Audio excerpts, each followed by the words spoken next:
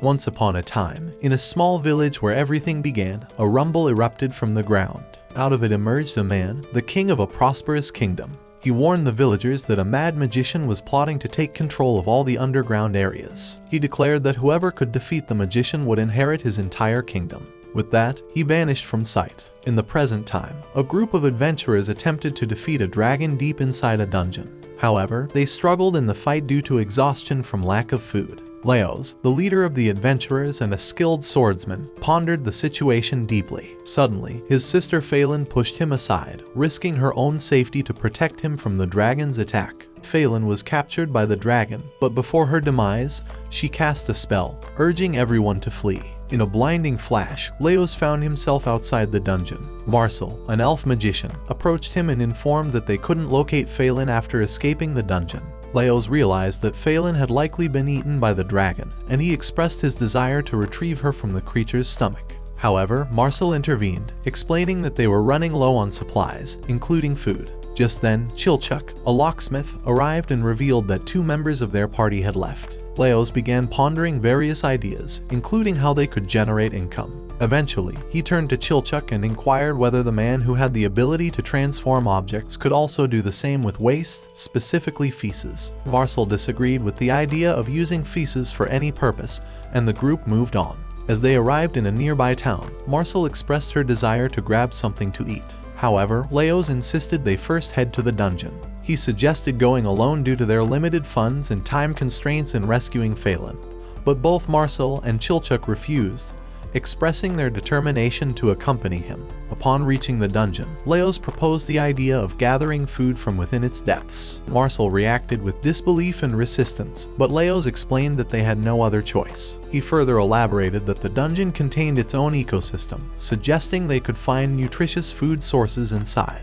Marcille was stunned by Leos' suggestion and began listing the potential consequences of their actions. However, their conversation was interrupted by the arrival of a group of inexperienced adventurers fleeing from a mushroom monster. Marcille swiftly dispatched the creature and started talking to the newcomers. Meanwhile, Leos found himself contemplating the idea of eating the mushroom.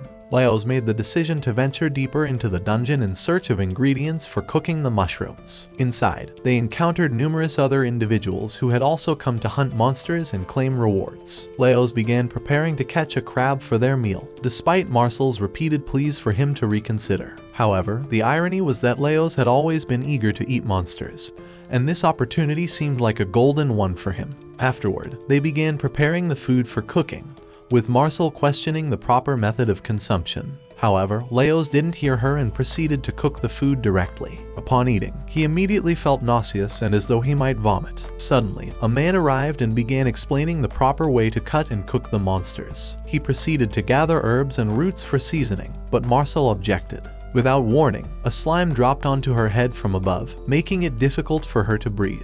To their surprise, the anonymous man effortlessly sliced the slime away, rescuing Marcille from its grasp. Leos inquired about the man's ability to effortlessly cut the slime with a knife. The man then explained the structure and theory behind slimes, noting that they were simpler to understand compared to humans. He also shared techniques for drying and cooking slime for consumption.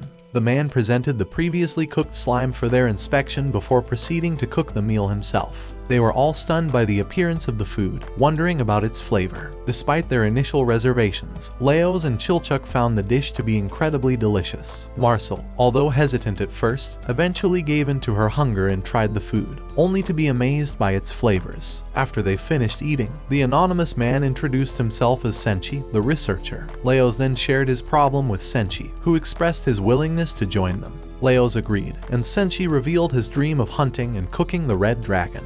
They continued moving forward, eventually reaching the spire of the golden castle located underground.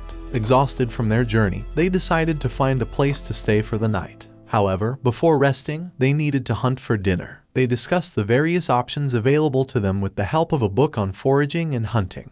After a lengthy discussion, they settled on picking some flowers for their dinner. However, as they approached the flowers, they discovered they were actually man-eating plants. Everyone pondered how to proceed, but Marcille attempted to use her magic and ended up getting captured by the flowers. Marcille was stunned when she witnessed a whole man emerge from the ripped plant. Leos swiftly cut the plant from its roots, freeing Marcille. Afterwards, Leos attempted to explain the nature of plants to her, but his nonsensical explanations only served to infuriate Marcille further. They gathered some fruits, and Senshi took charge of cooking, guiding them through the process. In just a few minutes, their meal was ready, and they enjoyed it with happiness. However, Marcille still hesitated, recalling the man she had seen earlier, and asked whether there might be any traces of human remains in the food. Senshi assured her that there wouldn't be. Leos and Chilchuk encouraged Marcille to take a bite of the food, and reluctantly, she did. To her surprise, she found it delicious and began taking more interest in the meal. As they savored their dinner, they pondered what to do with the man they had found in the plant.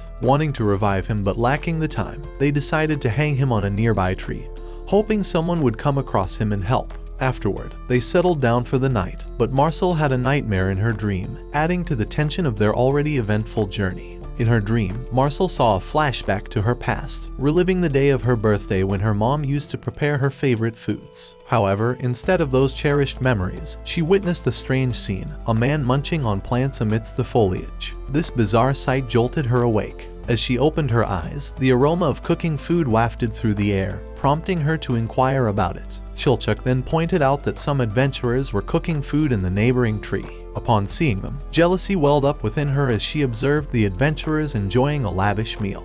However, Senshi intervened, explaining that while adventurers may indulge in fancy cuisine, their bodies require the sustenance found in meats and other nutritious foods to maintain strength for battle, or else they risk malnutrition. Despite Senshi's explanation, Marcille remained uninterested in the nutritional facts. Senshi, determined to secure some fats for their meal, suggested hunting for eggs, which would be ideal. However, Leos questioned whether Senshi had something specific in mind. Senshi confirmed his plan to hunt the Basilisk, the legendary king of snakes, known for its unique combination of chicken and snake attributes. As they searched for the Basilisk, they stumbled upon her nest filled with eggs. Attempting to pilfer them, they were startled by the sound of the Basilisk approaching another team of adventurers. In a panic, everyone hid except for Marcille, who remained exposed. The Basilisk spotted her and launched an attack, leaving Marcille with no option but to flee for her life. Senshi and Leos initially found amusement in the chaos, but when Marcille was knocked down by a stray stone, they realized they had to intervene. Leos began to dance awkwardly in front of the Basilisk, causing confusion, while Senshi stealthily positioned himself on the opposite side. Their plan was to exploit the Basilisk's dual-headed nature, confusing it so it couldn't coordinate attacks from both heads simultaneously. Marcille rushed to Senshi and urgently informed him about the antidote for the Basilisk's poison. Leos double-checked with Senshi, who confirmed he possessed the antidote and proposed incorporating it into the Basilisk's meal. Marcille anxiously implored Senshi to act swiftly. Senshi quickly prepared the meal, and they served it to the adventurers, ensuring they received the antidote. Afterwards, they all sat down to eat and engage in conversation. Eventually, it was time for the adventurers to bid farewell to Leos and his team. As they departed, Leos and his companions turned their attention back to their mission, heading towards the dungeon. However, due to the delay caused by the cooking process, they found themselves unable to reach the third floor before nightfall. On the bright side, Leos knew that the red dragon only awakened once a month for its hunt, granting his sister some safety until then. However, Marcille's slow progress became a concern, prompting her teammates to urge her to pick up the pace. Unfortunately, in her haste to comply, Marcille ended up injuring herself slightly. As they deliberated their next move, Senshi proposed conserving resources by taking a shorter route. They agreed and opted to pass through the Mandrake colony. Marcille, thrilled by the idea, eagerly volunteered to harvest mandrakes along the way. Upon reaching the Mandrake colony, Marcille found herself unable to effectively implement her book-inspired ideas, which proved to be futile. Disappointed by the lack of practical solutions, Senshi took matters into his own hands and swiftly cut the mandrakes from their stems. Feeling dejected and misunderstood, Marcille resolved to demonstrate the effectiveness of her ideas. Marcille, determined to prove her worth, attempted to use a bat to execute her idea, but it tragically backfired, resulting in her own peril. Miraculously, she narrowly escaped the bat's attack. As Leos and Chilchuk rushed to her aid, They found Marcille in a state of hypnosis induced by the piercing screams of the mandrakes. Leos, concerned, inquired about Marcille's actions, prompting her to confess her feelings of inadequacy and uselessness. In response, Leos reassured her, explaining that he was preserving her abilities for future use, emphasizing the importance of her magic. Together, they cooked the mandrakes and basilisk eggs, but as they sat down to eat, Marcille couldn't contain her emotions any longer. Overwhelmed and exhausted from constantly facing monsters, she broke down in tears. On the narrow path, Chilchuk took the lead in detecting traps and picking locks. As they progressed, he identified more traps ahead and warned everyone to proceed with caution. However, Senshi disregarded the warning and continued walking carelessly. Frustrated, Chilchuk raised his voice, but Senshi's indifference led to even more traps being triggered, causing a massive flame to erupt from a nearby face. Perplexed, Senshi inquired about the sudden inferno, prompting Chilchuk to explain the presence of oil triggering the flames. Inspired by the flames, Senshi proposed cooking food using the oil, leaving Chilchuk momentarily speechless. Senshi requested Chilchuk to guide him to the oil and fire, but Chilchuk set a condition: Senshi must follow his instructions regarding traps and safety measures. As they approached the oil trap, Senshi urged Chilchuk to trigger it so he could collect the oil in his pot. However, Chilchuk hesitated, wary of the scalding hot oil. Surprisingly, Senshi remained unfazed by the scalding oil. He requested a blade from Chilchuk to prepare the meat, then proceeded to heat the oil using the fire trap. With Chilchuk's assistance, Senshi carefully cooked the food, shallow frying it in the oil. The result was a delicious meal that left everyone satisfied. Senshi expressed his delight at having a makeshift cooking area, but Chilchuk warned him against attempting similar feats in his absence. Senshi expressed gratitude to Chilchuk for his assistance, but couldn't shake the sadness at the thought of their inevitable separation in the future. Touched by Senshi's words, Chilchuk resolved to teach him about traps during their spare moments. Thus, they began working together, sharing their respective specialties and learning from each other. Upon moving further, they went through stairs and were very tired due to walking so much. They reached a dark room where Leo started searching for his sword decoration as it had been loose for some time, and he was holding it by a thread. They all asked whether it was very important or just a type of memento. Leo's past began here. When he was younger, he had joined a gold peeling crew. Their crew's task was to peel gold from the dungeon, but as they peeled off all the gold from the outside, they had to venture inside. Leo's sister was scared, wondering whether it would be fine for them or not.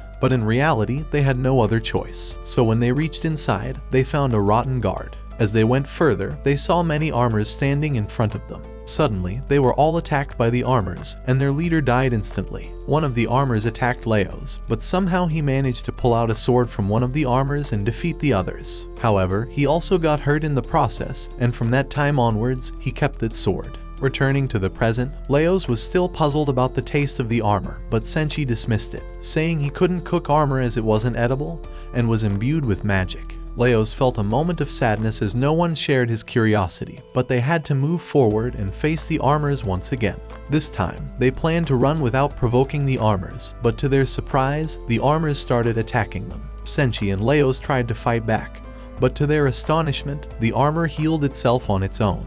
They found themselves surrounded by numerous armors, so they made a decision to retreat back to the entrance and close the gate.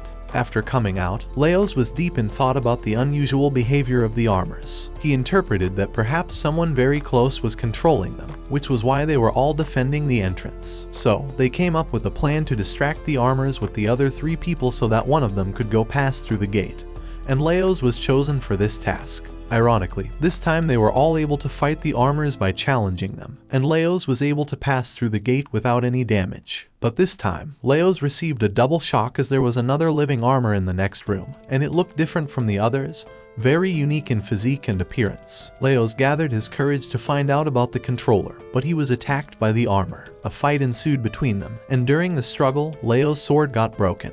As the battle continued, Leo's realized that there was something on the body of the armor that made it so protective. Suddenly, Leo's remembered seeing it somewhere before, and upon having a flashback, he realized that it was someone's egg. Leo's delved into deep thinking to find a solution and concluded that perhaps there was something edible inside the armor. He pondered over every possible option. Eventually, he decided to aim for its head, and upon inspection, he discovered a mollusk inside. With this realization, he slowly defeated the armor. Leo's needed to save the others, so he threw the egg shield a bit farther away, causing the armors to move towards it. Marcille inquired about the controller, and Leos informed them that it was a creature who used her contraction skill at every end of her body to move.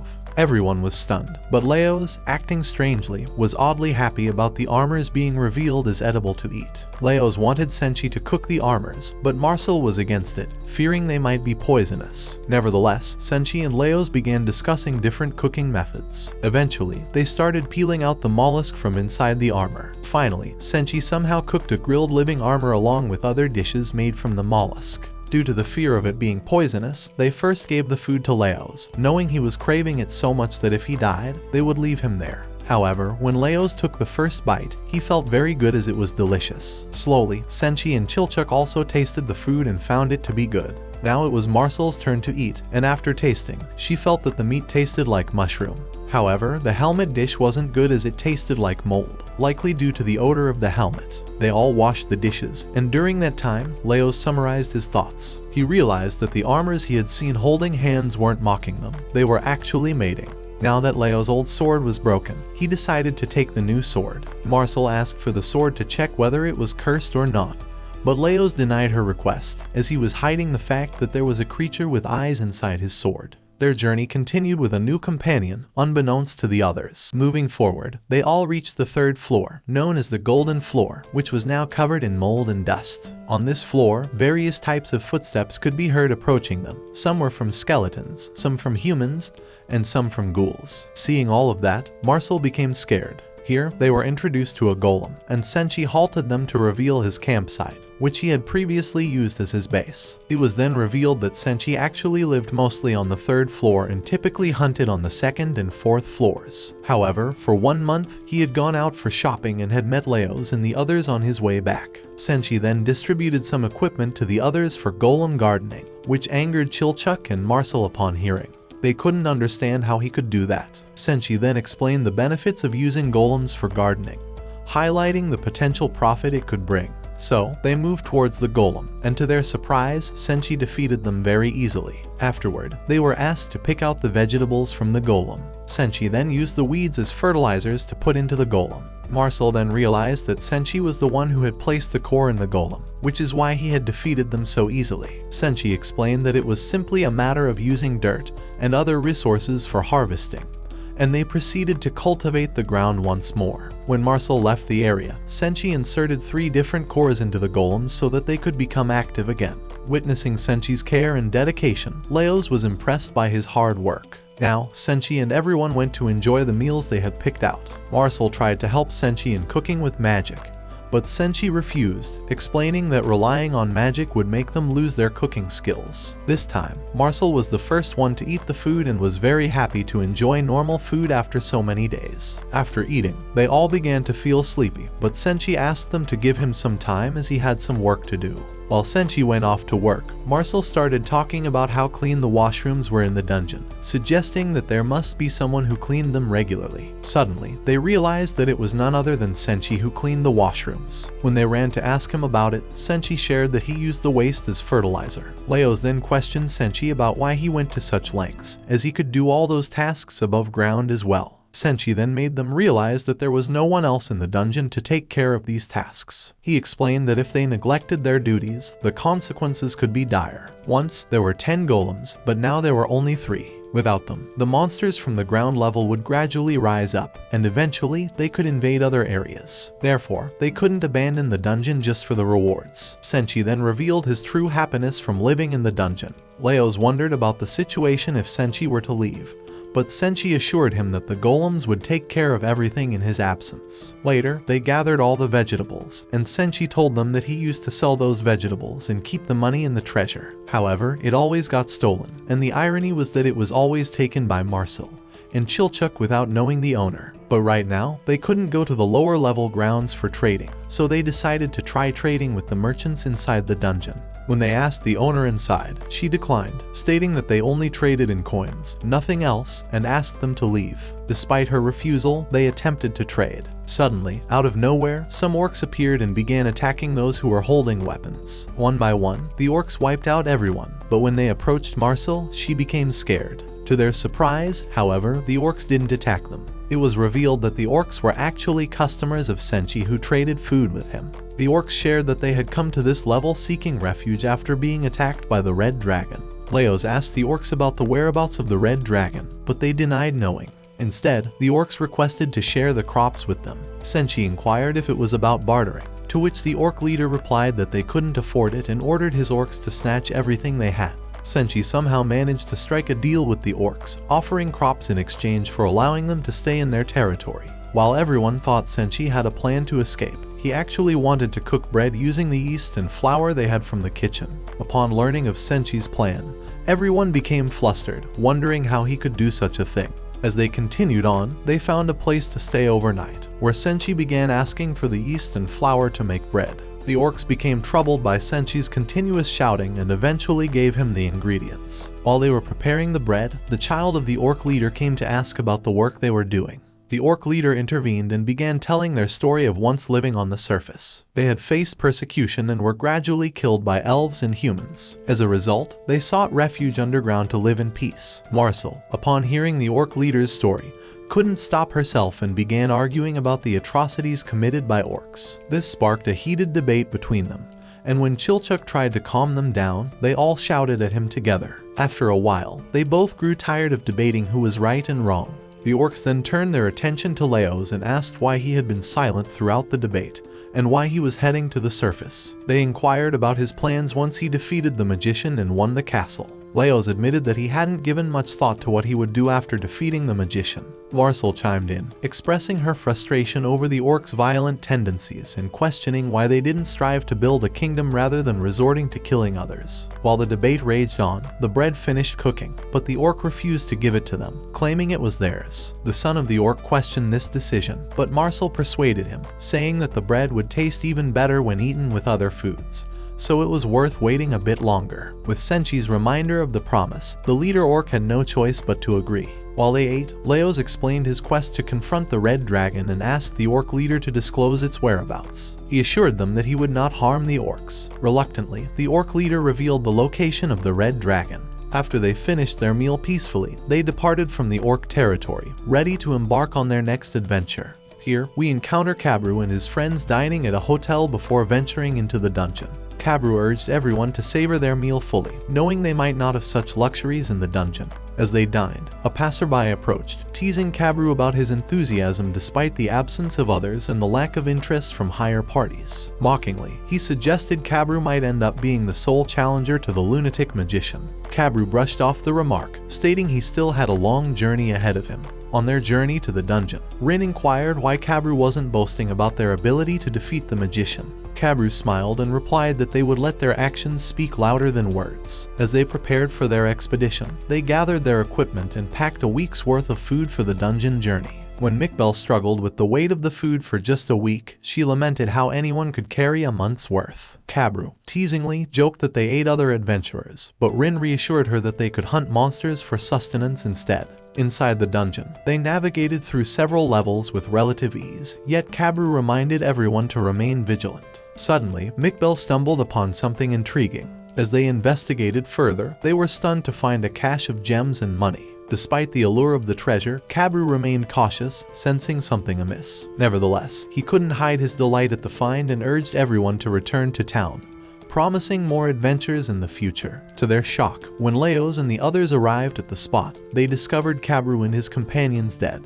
As Chilchuk attempted to inspect the gold and gems, the mysterious creature residing within Leos' sword stirred, compelling his hand to reach for the weapon. The creature sensed imminent danger, realizing that the coins were not treasure but dangerous creatures in disguise. Perplexed by Leos' odd behavior, everyone was taken aback when the coins suddenly sprang to life, launching a relentless assault. In a state of panic, Marcille, unable to discern the source of the attack, cast her stun magic, inadvertently affecting both her friends and their adversaries. Leos puzzled over the situation, as it was his first encounter with such a phenomenon. Meanwhile, confusion reigned as he inadvertently shielded everyone from the danger initially. In a separate scene, Marcille was taken aback as she watched Senshi expertly discerning between edible and non-edible creatures, revealing a skill that surprised her. Intrigued, Leos inquired about Senshi's method for distinguishing between edible and non-edible creatures. Senshi explained that he could discern their structure, allowing him to make the differentiation effortlessly.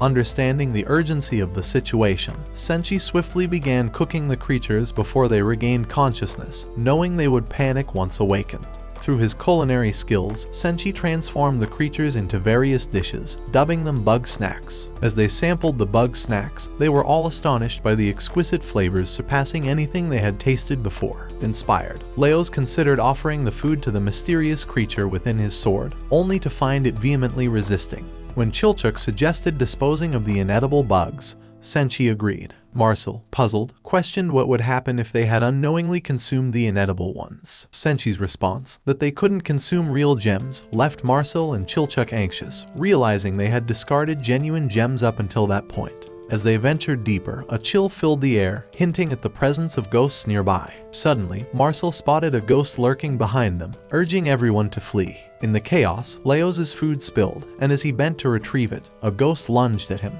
Marcille intervened just in time, saving Leos from harm, and they resumed their escape, only to find themselves surrounded by more ghosts. Concerned, Leos questioned Marcille about her proficiency in other types of magic. Seeing Senshi's confusion, Chilchuk reminded him that Phelan possessed the ability to wield various types of magic with greater potency. The story shifted to a flashback, where Phelan was seen treating Marcille with his magic abilities. Alongside them were Namari and Shiro, individuals who had left the group in pursuit of greater wealth. Despite their departure, Phelan harbored no ill intentions towards anyone. When Namari attempted to dispel a ghost haunting a man, Phelan intervened, insisting that she allow him to handle the situation. With gentle resolve, Phelan approached the afflicted man and embraced him, using his magic to liberate him from the ghost's grip. Reflecting on the flashback, Senshi realized the significance of Phelan in their lives. Marcille concurred with Senshi's observation, acknowledging Phelan's importance to their group.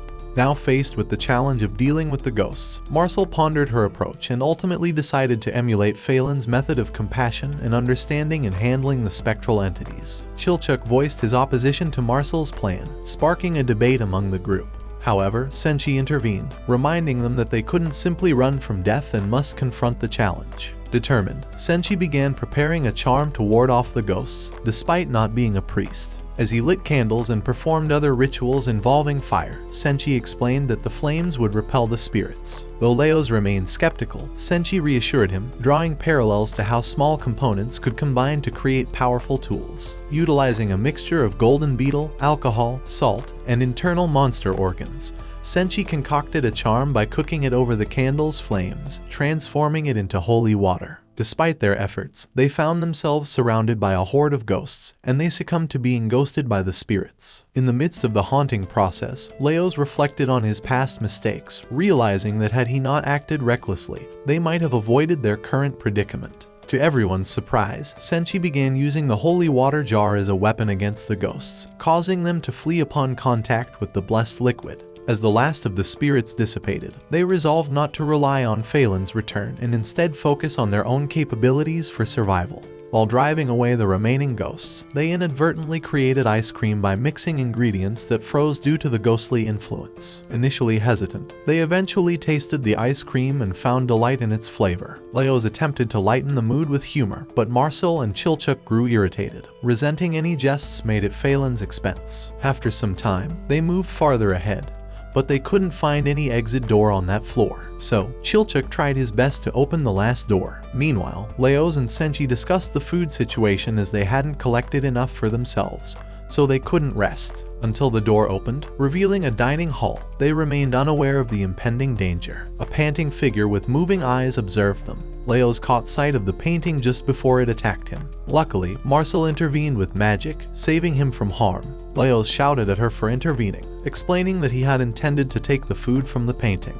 Marcille, angered by his response, confronted him. Senshi advised against overthinking the situation, but Leos made a valid point. If the painting could pose a threat, then the food depicted could also be real. In the end, Senshi decided to tie Leos with a rope so they could pull him out if needed. Leos then selected a painting and dove into it. In the painting world, he encountered a servant who asked for his help in serving food. As they entered a room, Leos witnessed the birth of a newborn baby, which made him feel uneasy, prompting him to exit the painting. When questioned by the others, he explained his discomfort and expressed a desire for a more ordinary setting. This time, he chose to enter the painting depicting the wedding of the baby from the previous painting.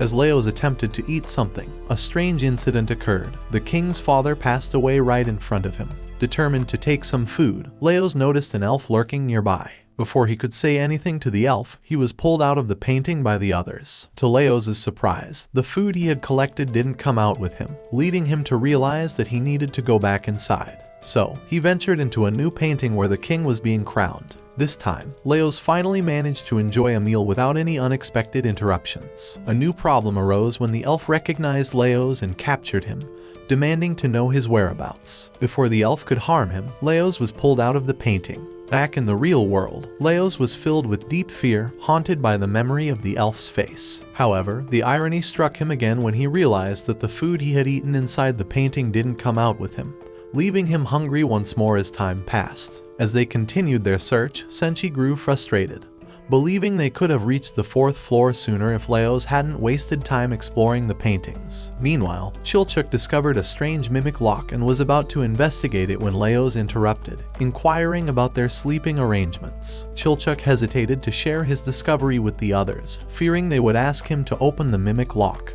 He had a dislike for mimic locks due to past failures during his childhood. Sensing Chilchuk's tension, Marcille asked him what was troubling him. Senshi suggested that perhaps the child was tired.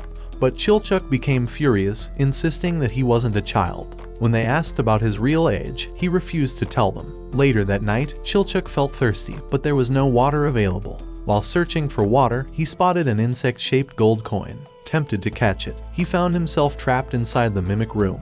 With no other option, he began searching for a way to open the door quietly, fearing that if he yelled, monsters might also be attracted. With only 3 switches to work with and unsure of the correct sequence, Chilchuk faced the challenge of dealing with the mimic chest. As he paused to rest, he was suddenly attacked by a monster. Remembering Leos' advice about handling monsters, Chilchuk fled, but eventually managed to temporarily paralyze the monster. Chilchuk hurried back to the mimic room and discovered a coin with the same numbers as the switches. However, as he retrieved it, the monster stirred once more. Acting quickly, he pushed the buttons in the correct sequence just in time to escape the room safely, with the monster getting trapped behind the gate. When they emerged from the ordeal, Marcille was leading the others in search of Chilchuk. Upon seeing him, she initially thought he had perished, but he was alive. Meanwhile, Leos and Senshi were eyeing the trapped monster, contemplating the idea of cooking and eating it. Despite Marcille's attempt to intervene, Chilchuk insisted that they go ahead with cooking the monster, knowing they would do it regardless. As they cooked the monster, they encountered difficulty extracting the meat. Left with no other choice, they reluctantly asked Chilchuk for his lock-picking tools, causing him great distress. Despite his protests, they took the tools, assuring him they would sterilize them by boiling.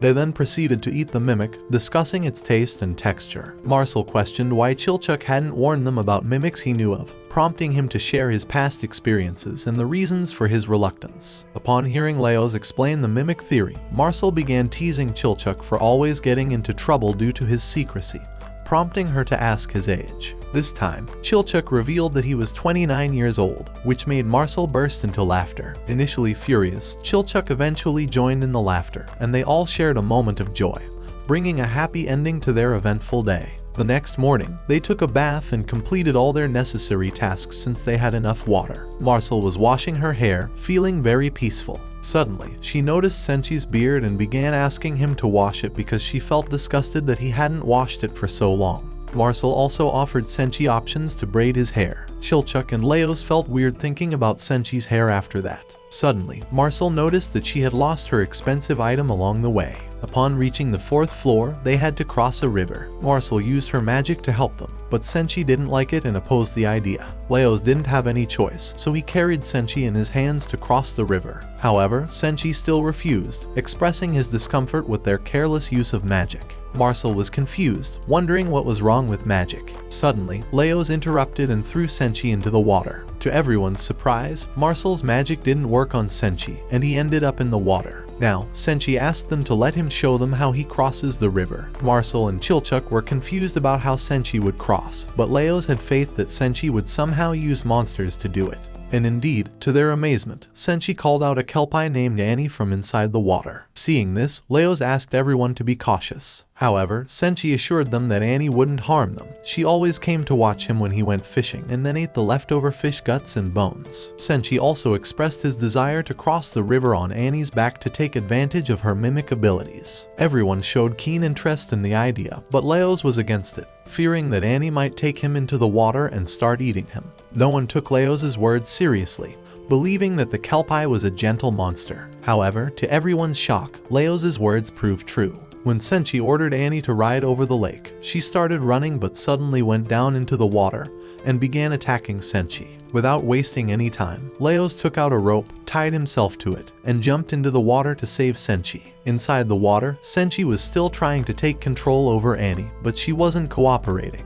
With no other choice, Leos and Senshi subdued Annie for their safety. Afterward, Marcille and Chilchuk pulled them out of the water. Senshi was in a bit of shock as Leos' words had come true, so he decided to cook Annie for their next meal. Marcille couldn't believe that the creature Senshi had cared for so long was going to be cooked by Senshi himself. Leos offered Senshi his help, but Senshi declined, insisting on doing it alone. Marcille approached him and asked for a piece of kelpie meat. After receiving it, she started cooking a soup from it. Now, she needed a mold to put it in, so she used horns for that. Marcille then gave the soup to Senshi, describing it as an oil for cleaning his beard and hair. Senshi expressed a desire to use the oil right away, but Marcille wasn't sure as it was still saponifying. Senshi didn't care about that at all and poured the whole oil on his beard. Marcille tried to lather up his beard, and Senshi got a weird look from that. Seeing this, Chilchuk got terrified, wondering whether it would change or not. So, this time, Marcille positioned Senshi in front of the fire and started setting his beard with a comb. After putting in so much effort, she was somehow able to make his beard fluffy. Now, she used her magic on him, and this time Senshi was able to walk over the water, making everyone happy as now they could go together. Senshi thanked her for every effort she made for him, and so their journey on the 4th level began with some ups and downs. On the other hand, near Kabru and all, the corpse hunters were nearby, and they found that there weren't any traces of decomposition in their bodies, proving that they were not dead yet. After receiving a little treatment, they all woke up. The corpse hunters asked them for a fee for reviving them, but Kabru was still in shock about what had happened to them. Everyone in the group started murmuring about the theft of their items. Kabru asked the corpse hunters if they had any idea about it. The corpse hunters denied it, suggesting that someone else might have crossed their path before them. However, they were certain that they had been attacked by treasure bugs. Mikbel advised Kabru not to trust the corpse hunters, but Lin found a strand of hair and identified that there was a spirit ward. So Kuro used her ability to sniff everyone, identifying that there was also a human, a dwarf, and a halfling. Kabru got furious and asked his team to chase Leos and the others, but the corpse hunters insisted on first giving their fees to them. Upon reaching the 4th level, Kabru asked Kuro to smell the scent near the water, but Kuro was unable to do so. Kabru then asked Lin to cast a spell so they could walk over the water. At first, they were concerned about the animals under the water, but Kabru encouraged them, stating that they didn't have to fear when they knew how to deal with it.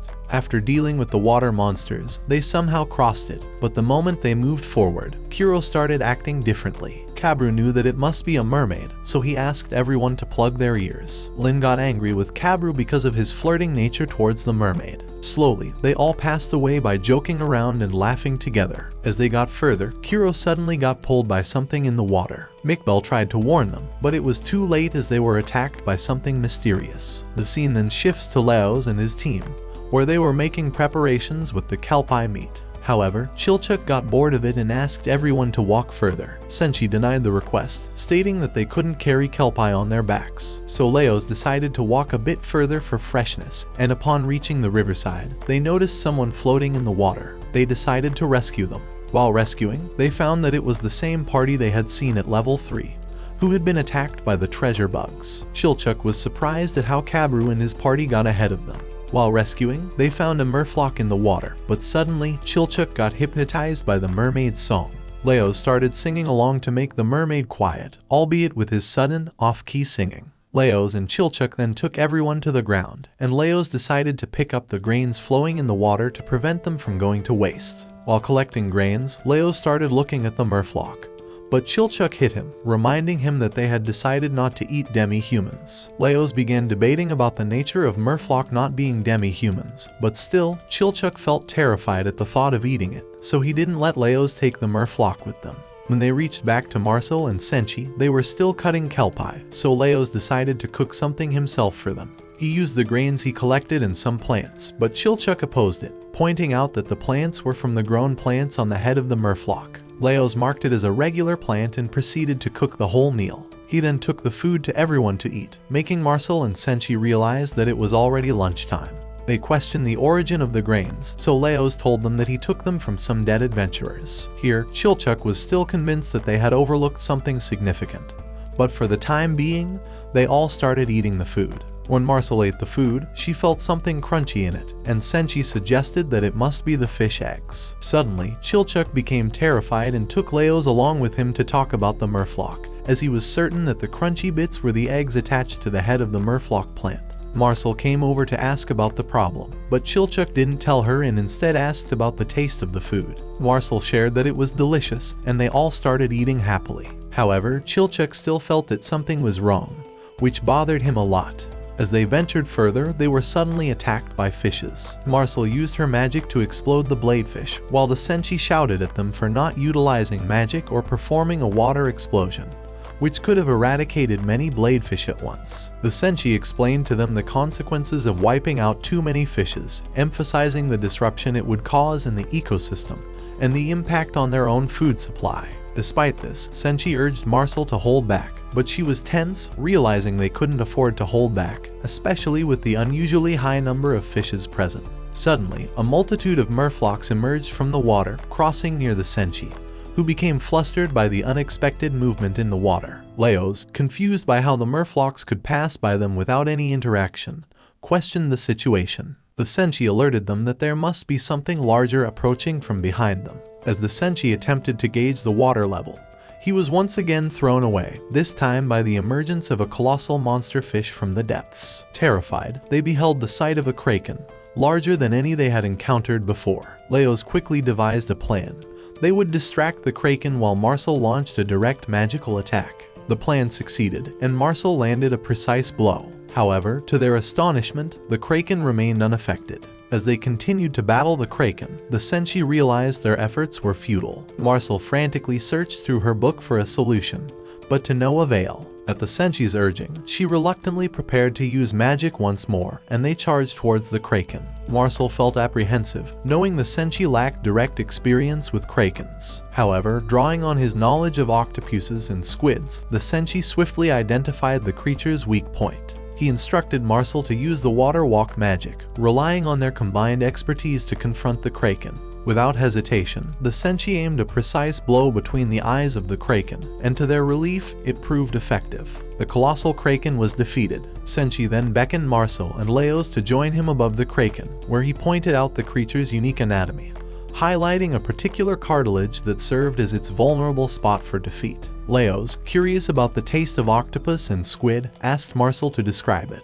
She enthusiastically shared her experiences and insights into the flavor. Encouraged, Leos decided to try it for himself. However, upon taking a bite, he was perplexed to find the taste nothing like Marcille had described. It was unpleasant and far from what he expected. Senshi suggested that perhaps Leos had cut the wrong piece, so he began to dissect it further. Upon further cutting into the Kraken, they discovered a parasite inside. Leos, surprisingly, found this discovery intriguing and even considered eating it. However, Marcille recoiled in disgust at the sight. The Senshi intervened, advising her to remain calm, explaining that parasites getting mixed in with food was a natural occurrence in the cycle of nature. Leos was delighted at the prospect of cooking the parasite, so the Senshi skillfully cut and grilled it into kebabs. As the aroma of the cooking food filled the air, everyone's mouths watered in anticipation. When Leos took the first bite, he was pleasantly surprised by the delicious flavor. Encouraged by his reaction, the others eagerly followed suit, enjoying the unexpectedly tasty treat. Leos mentioned that he had also tasted a bit of the raw parasite meat, finding it palatable, much to Marcille's dismay. Meanwhile, Chilchuk observed small fish feeding on the Kraken, signaling the beginning of a new cycle in the ecosystem. Suddenly, Leos' stomach began to ache, and the Senshi explained that it was likely due to eating the raw parasite. which would cause chaos in his stomach until it died. Fearful for his life, Leos looked to Marcille for help. Acting swiftly, Chilchuk suggested that Marcille use healing magic at regular intervals to alleviate Leos' discomfort until the parasite passed. The Senshi had a realization that despite his previous protective stance on the ecosystem, they were all intricately connected within its cycle, as evidenced by the feeding fish and other natural processes. Meanwhile, Leos, overwhelmed by pain and nausea, found himself unable to articulate his thoughts. Throughout the night, he endured the discomfort, vowing never to eat raw parasite again. This experience left a lasting impression on him about the importance of understanding and respecting nature's delicate balance. The next morning, when Marcille woke up, she was shocked to find herself asleep.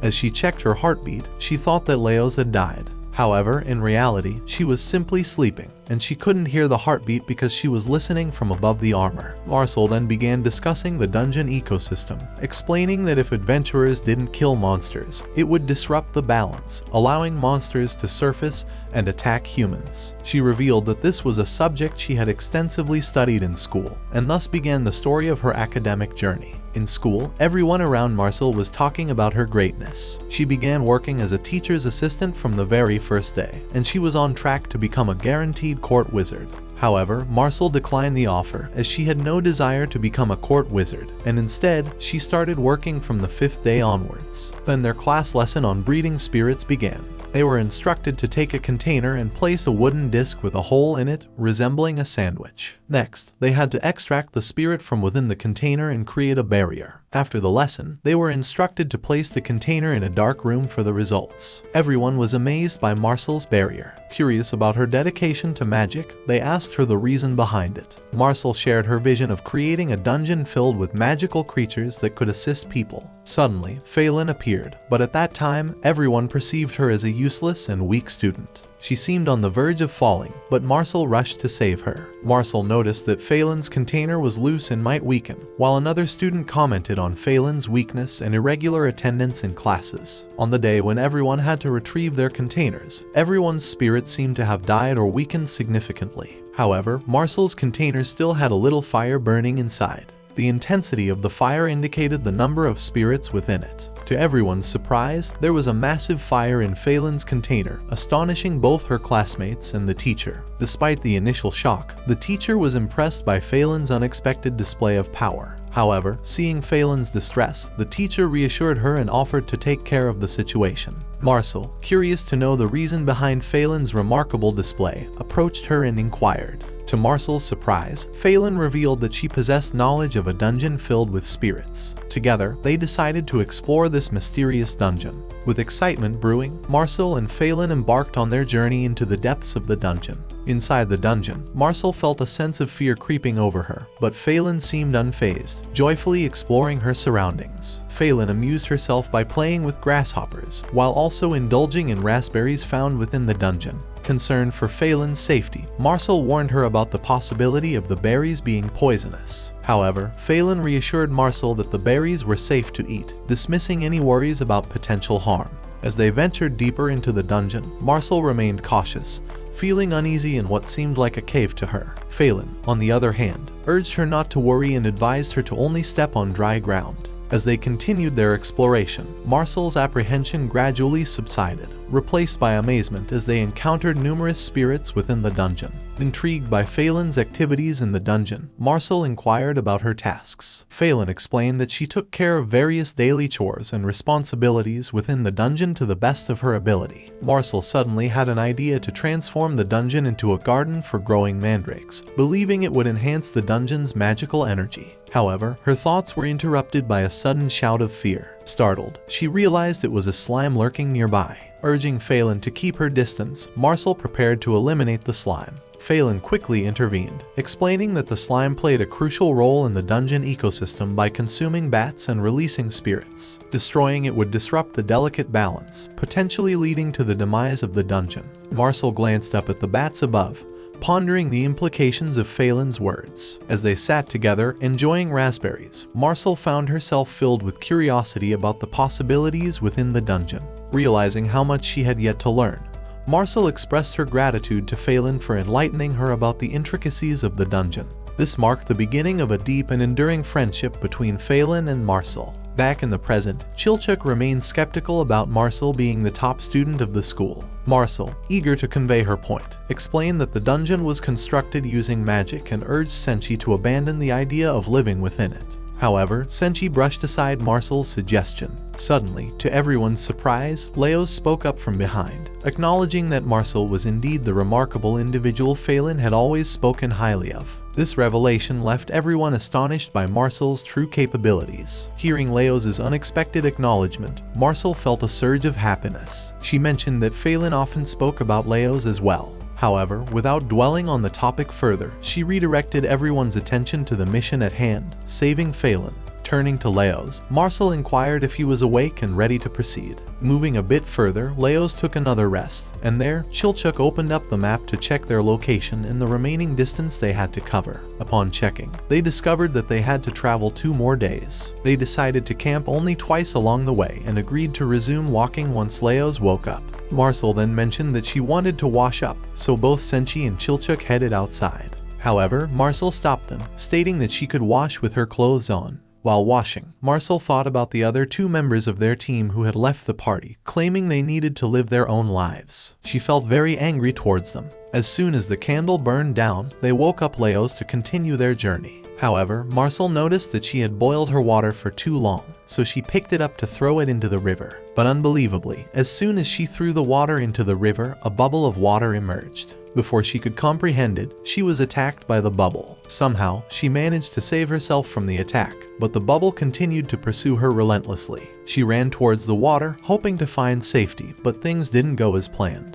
Her walking magic suddenly disappeared, causing her to fall into the water. Senshi and Chilchuk rushed to Marcille's aid upon hearing her scream. They considered building a fire to help, but realizing it would take time, Chilchuk suggested that Marcille handle the situation herself. With no other option, Marcille prepared to fight back against the relentless bubble. Hence, she began to retaliate against the water bubbles, fighting back with all her strength. Though she managed to defeat some of the bubbles, she found herself momentarily stunned. Seeing this, Chilchuk shouted at her to run without wasting any time.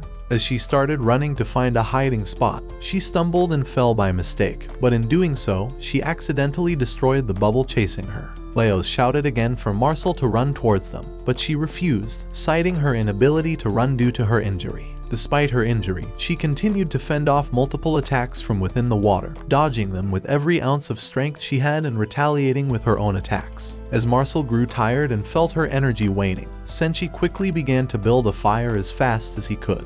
However, Leos knew it would be difficult for Senshi to finish in time. Meanwhile, Marcille was contemplating the next attack when suddenly, she spotted flies in the air from an unexpected assault. Without hesitation, Leos sprinted to catch her in his arms, shielding her from harm. As Leos reached out to catch Marcille, he almost stumbled and fell into the water himself, but Senshi and Chilchuk quickly pulled him back, preventing a disaster. However, their relief was short-lived as more water bubbles emerged to attack them, leaving them with no choice but to run for their lives. Once safely away from the danger, Leos inquired about Marcille's health. Marcille admitted that she still didn't have much magic power left to heal herself. Leos advised her to rest, feeling regretful for not having learned healing magic himself. Now, Chilchuk felt tense, realizing that without a mage, they couldn't continue their journey. They had no choice but to wait for another party to arrive. The dilemma they faced was whether the next party would be willing to trade with them or if they would be charitable enough. The only item they had for trade was kelpie meat, so they prayed that the next party would be desperate enough to agree to the trade. Upon hearing about the meat, Leos remembered that liver could be helpful for Marcille to regain some energy. They decided to start grilling the liver, realizing that the kelpie meat held different significance in various parts. Leos then woke up Marcille to eat some meat, but first, Senshi gave it to Leos to check the taste. And one by one, they each tried every part. After evaluating each piece, they gave the liver part to Marcille to eat. However, after a few bites, she expressed a desire to eat the other parts as well. Observing Marcille's improved health, Chilchuk interpreted that she was now healthy enough physically, but the main concern remained her lack of regained magical power. As they discussed this issue, they noticed a party approaching, drawn by the smell of their food. They wondered about the approaching party, but what intrigued them the most was the discovery that one of the ex-members of Leos's team was among them. While Chilchuk was eating, he heard footsteps and interpreted them as belonging to 5 individuals, all armed. On the other hand, the members of the next party were excited to encounter the individuals cooking meat, so they shouted to ask if there were any criminals hiding there. Leos responded that they were just camping. Upon hearing the voice, Namari came out, saying she recognized it. When they came face to face, both parties were shocked, and Namari's teammates asked if she knew them. Namari revealed they were her former party teammates. She then introduced the others as Mr. and Mrs. Tance and the twins, Kiki and Kaka. Marcille became furious upon seeing her, questioning why she left the party. Namari explained it was because they were asking her to work for free. Leos asked for help from them, but Mr. Tance inquired about what they would receive in return. Leos offered the kelpie meat, but they refused, stating they were not engaging in charity. Namari mentioned that they had already gained a lot from the previous group, who were now deceased. As they continued moving forward, Leos attempted to warn them about the water bubble spirits, but Mr. Tance laughed, dismissing them as gnomes and claiming they were neighbors of theirs. Tance attempted to call the bubble spirits, but to his surprise, they attacked him. In a desperate bid for safety, he used Namari as a shield, resulting in her being swept away by the spirits. Kaka and Kiki quickly took them and fled from the scene. Seeing Namari in distress, Leos expressed concern. Mr. Tance then revealed that she was dead, but he was going to heal her. After being healed, Namari expressed her anger towards Tance for constantly using her as a shield. Senshi, observing the situation, pondered over resurrection magic. Leos asked what was wrong with it, considering it was normal in dungeons, but Senshi disagreed, stating it wasn't normal. Tance then clarified that Senshi was right, it wasn't normal. According to him, it was a curse of the dungeon that nobody truly died there. Instead, their souls were shackled up. Tance then struck a deal with Leos to guard Namari while he healed his comrades. In return, Tance would provide healing for Leos' comrades. Leos prepared himself, explaining that he and Senshi would accompany Tance, and he asked Chilchuk to stay with Marcille. As they proceeded, they encountered written information on the wall, obscured by roots, so Tance requested them to clear away the roots. While clearing, Namari asked Leos about his weapon, questioning how long he planned to rely on it, and she also gestured towards Senshi's weapon. Leos felt that Namari always believed weapons were superior to anyone. Suddenly, the anonymous creature within his sword started behaving erratically, indicating that something dangerous was nearby. Leos warned everyone to stand back and be cautious as there was a monster lurking nearby. Tance wanted Leos to deal with it, but Leos was unsure of its exact location, causing Tance to doubt him. Namari urged Tance to have faith in Leos at times like these, but Tance was impatient. Instead, he instructed Kiki to throw a spear towards the monster to draw it out. As Kiki drew the spear, the roots suddenly attacked him, revealing themselves to be tentacles. Leos realized the danger and informed the others. Tance became tense and instructed Leos and the rest to deal with the tentacles. Namari suggested the idea of intentionally getting captured and then attacking, but they realized it wouldn't work since they would be paralyzed as soon as they were captured. With the risk of death looming large, Tance shouted that he would revive them if they died. Encouraged by this assurance, Leos decided to take a chance and asked Senshi to give him his helmet. However, Namari tried to intervene, expressing concern that magic might not be reliable enough. Leos explained that he wasn't relying on magic. He was relying on them, his companions. At that moment, Namari didn't fully grasp his meaning. Nevertheless, Leos offered himself to the tentacles and swiftly attacked Kiki's weapon to free it. As it fell, Senshi caught it and tossed it to Namari, enabling her to shoot at the tentacles. In that moment, Namari finally understood Leos' words about relying on them. She swiftly threw the spear, and they were both saved. However, due to the tentacles' attacks, Leos' face became swollen and distorted, making him look strange. When they returned to their camp, Kaka became anxious upon seeing Kiki's condition, and Chilchuk was surprised by Leos' altered appearance. Despite Tance's attempt to use magic, it didn't work on Kiki. He instructed Kaka to wait a bit longer to allow Kiki to heal. Meanwhile, Leos was examining his own condition, but Senshi arrived holding the tentacles in his hand. Everyone questioned why he was holding them, and Senshi explained that they had become stuck to his hand the moment he had touched them. After reading about it in a book, Leos identified it as ivy tentacles and proceeded to explain the process for removing it. However, upon closer examination, they realized it resembled a banana in the way it peeled and could be eaten. Senshi decided to take a bite, finding it surprisingly not bad. He suggested that it might be even tastier if cooked properly. One by one, Leos, Chilchuk, and Marcille tasted it, finding it surprisingly palatable. Now, Leos offered it to Namari to taste, but she hesitated. Meanwhile, Senshi and Leos began discussing different ways to cook it. Suddenly, the ivy tentacle came loose from Senshi's hand. Now, Tance prepared to use his healing abilities, so Leos requested him to heal Marcille first before anyone else. Tance followed Leos' request and began by healing Marcille. When she was healed, Marcille felt immensely relieved and thanked Leos. However, Leos redirected her gratitude towards Namari, acknowledging that she had managed to shoot down the tentacles in one shot. To their surprise, Namari revealed that it was her first time using that skill, leaving Senshi and Leos shocked. Marcille then thanked Namari for her assistance, temporarily setting aside their differences. However, Namari couldn't resist making a jest about money, to which Marcille responded in kind. This led to a heated exchange of taunts between Namari and Marcille. Leos intervened, urging them not to fight over past grievances. However, his indifference towards their conflict shocked everyone, prompting them to express their disbelief. Meanwhile, Tance confronted Senshi, viewing him as a leader figure amidst the chaos. They tried to go further, but the bubble spirits were still there. Tance asked what they had done to make the spirit angry. Marcille shared that she had only thrown boiled water into the water. Hearing this, Tance showed concern over the elf race, but Marcille asked about the way she could make them calm down. Tance shared that the only way they could calm down is when they got renewed, and it nearly took a week. But none of them could wait that long. Tance decided to return to the surface and was about to cast the return spell. Chilchuk, upon hearing that, suggested sending Marcille back with Namari and the group, but Marcille was against it. Leos tried to make her understand that without magic energy, she would end up in danger, so it was better to return. Marcille didn't agree with that, feeling confident in her abilities. However, Leos pointed out that her staff wasn't working like before, so they decided to proceed without her. Namari, witnessing the situation, started laughing, stating that without Marcille, Leos and Chilchuk couldn't do anything against the Red Dragon, and she also mocked their Senshi's weapon. Feeling cornered, Marcille had no choice but to request Namari to rejoin the party, reminding her that she was the one who had once defeated the Red Dragon.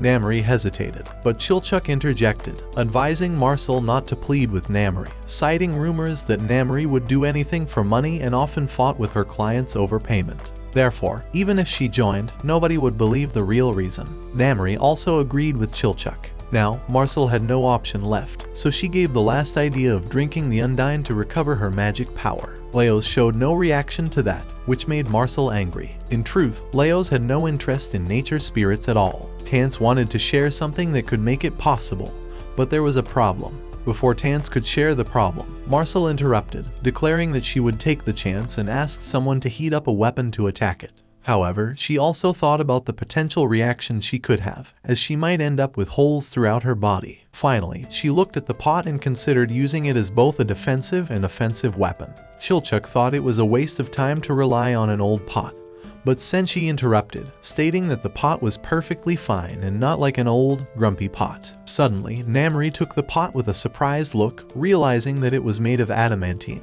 An adamantine weapon was capable of defeating or blocking the Red Dragon's attacks. She asked why he was using it as a pot. Senshi shared that he didn't have a use for a shield, so he carved it into a pot. Hearing this, Leos got an idea that they could use the lid and pot to trap the Undyne between them and then throw it into the fire until the Undyne died. Namari looked tense for Leos and Senshi, knowing that the blast from the Undyne could harm them. However, she didn't show her caring nature to everyone and instead asked Tance to prepare for their return.